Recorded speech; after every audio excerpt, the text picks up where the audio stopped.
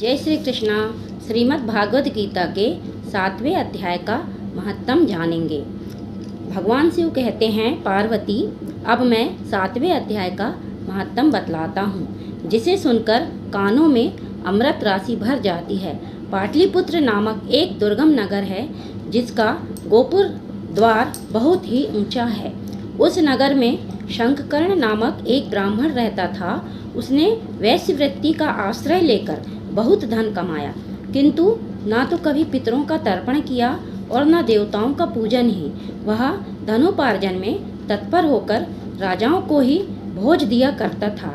एक समय की बात है, उस ब्राह्मण ने अपना चौथा विवाह करने के लिए पुत्रों और बंधुओं के साथ यात्रा की। मार्ग में आधी रात के समय जब वह सो रहा था, एक सर्प ने कहीं से आकर उसकी बाह में काट लिया।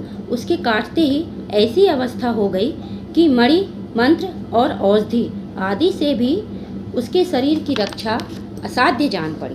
तत्पश्चात कुछ ही क्षणों में उसके प्राण पखेरु उड़ गए। फिर बहुत समय के बाद वह प्रेत सर्प योनि में उत्पन्न हुआ। उसका चित्त धन की वासना में बंधा था। उसने पूर्व वृतांत को स्मरण करके सोचा, मैंने जो घर के बाहर करोड़ों की संख्या में अपना धन गाड़ रखा है, उससे इन पुत्रों को वंचित करके स्वयं ही उसकी रक्षा करूंगा। एक दिन सांप के योनि से पीड़ित होकर पिता ने स्वप्न में अपने पुत्रों के समक्ष आकर अपना मनोभाव बताया।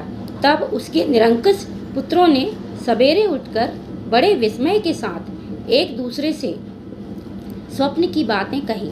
उनमें से मंझला पुत्र कुदाल हाथ में लिए घर से निकला और जहां उसके पिता सर्प योनि धारण करके रहते थे, उस स्थान पर गया।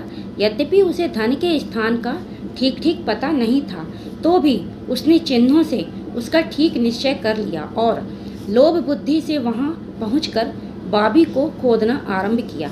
तब उस बॉबी से बड़ा भयानक सांप प्रकट हुआ और बोला, ओ मूढ़, तू कौन है? किस लिए आया है? क्यों बिल खोद रहा है? अथवा किसने तुझे भेजा है?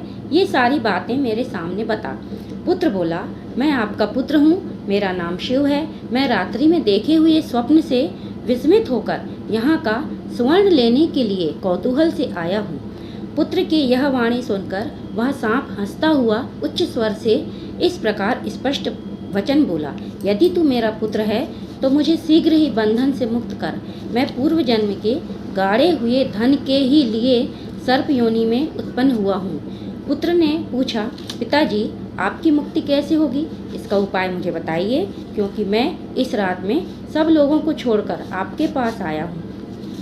पिता ने कहा, बेटा, गीता के अमृतमय 7वां अध्याय को छोड़कर मुझे मुक्त करने में तीर्थ, दान, तप और यज्ञ भी सर्वथा समर्थ नहीं है।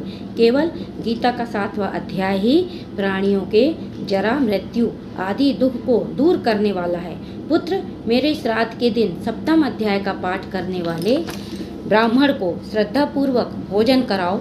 इससे निसंदेह मेरी मुक्ति हो जाएगी। वत्स, अपनी शक्ति के अनुसार पूर्ण श्रद्धा के साथ वेद विद्या में प्रवीण अन्य ब्राह्मणों को भी भोजन कराना।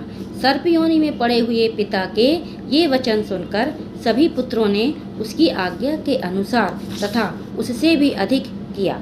तब शंखकर्ण ने अपने सर्प शरीर को त्याग कर दिव्य देह धारण किया और सारा धन पुत्रों के अधीन कर दिया। पिता ने करोड़ों की संख्या में जो धन बांटकर दिया था, उससे वे सदाचारी पुत्र बहुत प्रसन्न हुए।